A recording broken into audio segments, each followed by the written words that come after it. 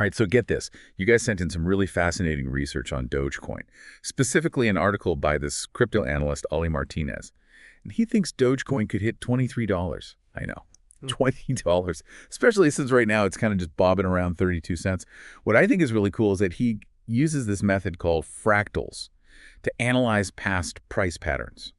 It's kind of like he's a financial detective, looking for clues in these patterns. Yeah, it's definitely a bold prediction. I mean, we're talking about a potential increase of over 7,000%.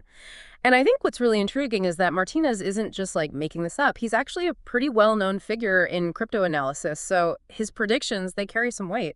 For sure. So let's break it down. How did he get to this number? What are these fractals all about? Okay, well, think about snowflakes. You know how they have those intricate patterns that repeat at smaller and smaller scales? That's a fractal. Right. And what Martinez is suggesting is that these kinds of repeating patterns, they actually show up in financial markets too, kind of like hidden blueprints in the price charts. Okay, I think I'm starting to see the picture. So he's basically saying that Dogecoin's price history could give us a sneak peek into its future. Exactly. And he points to Dogecoin's past performance as evidence. Remember those crazy booms back in 2017, 2018, and then again in 2021? Oh, yeah, how could I forget? Those were wild times. Dogecoin went from being kind of a joke to being everywhere you looked. Exactly. And during those periods, the price went absolutely bonkers. Back in 2017, 2018, it surged over 20,500%.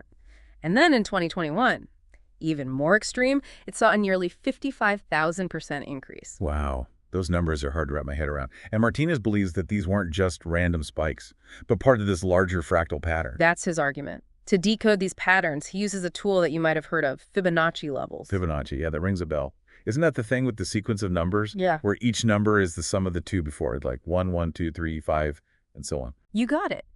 What's really fascinating is that the sequence, it pops up everywhere in nature. From the arrangement of petals on a flower to the spiral of a seashell, it's like the secret code of nature. And some people believe that this code, it extends to financial markets too. Okay, that's pretty wild. So how does he actually use Fibonacci to analyze Dogecoin? Imagine overlaying those Fibonacci numbers as levels on a Dogecoin price chart, like using a special ruler. When you do that, Martinez says you start to see a potential pattern. It suggests that those big Dogecoin breakouts tend to happen near specific Fibonacci levels, which is how he projects those potential targets. So he's basically saying those Fibonacci levels could be like signposts, showing us where Dogecoin might be heading. Does he think another breakout is coming? Yeah, that's exactly what his analysis indicates. He points out that just like before those big booms, Dogecoin has recently broken out of a descending triangle pattern. On the weekly chart. Hold on. Descending triangle pattern. I'm not sure I follow that part. Good point. So imagine drawing two lines on a chart, one connecting the peaks and one connecting the lows. If those lines converge downward, making a triangle shape, that's a descending triangle pattern. And technical analysts often see that as a potential signal for an upcoming price move. Okay, so thanks for clarifying that. So Martinez is saying Dogecoin is making this triangle pattern again, which could mean? Which could mean, according to his projections, we might see those price targets he laid out, $4, or even the more ambitious $23. $23. Wait, does he think it'll just shoot straight up there? Well, that's where things get even more interesting. He actually points out that, historically, these breakouts aren't just smooth rides. They often involve what he calls mini corrections along the way. And you know what's fascinating? These corrections seem to form their own little patterns within the larger fractal. Hold on, so even the dips have patterns? Yeah. Like a fractal within a fractal? Precisely. It adds this layer of complexity and, honestly, a bit of realism. It's not just like a straight shot to the moon. Right, it's like a roller coaster. You go up, you go down.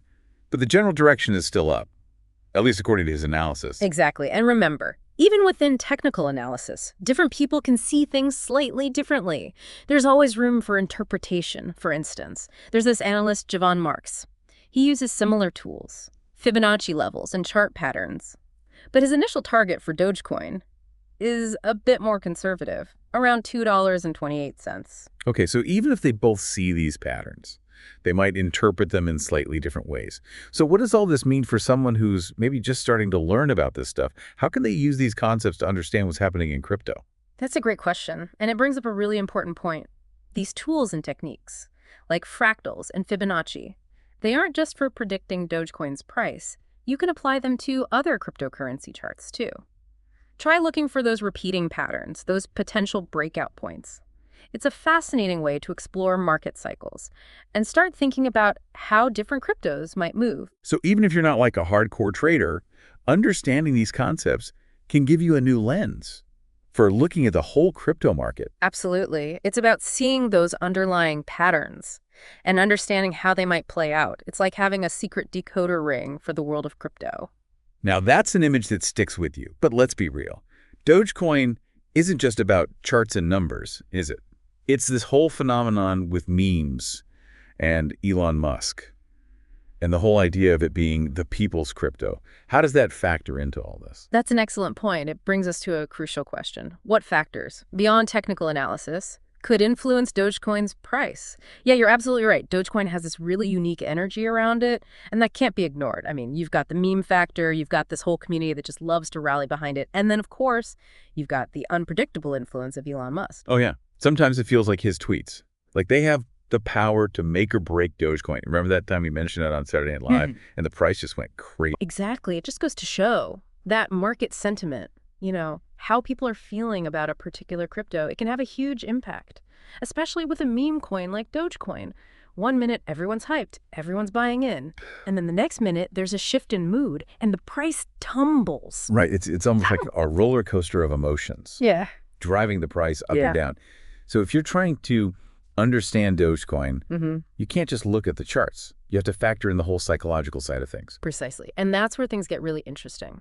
Because if Dogecoin wants to reach its full potential, it can't just rely on hype and tweets. It needs wider adoption. It needs more people using it for actual transactions, not just trading it. So it's about real-world use cases, like actually buying things with Dogecoin, not just holding onto it and hoping the price goes up. Exactly. Think about it. If more businesses started accepting Dogecoin as payment, if it became easier to use in everyday transactions, that could give it a more solid foundation, a reason for its value to increase. That goes beyond just speculation.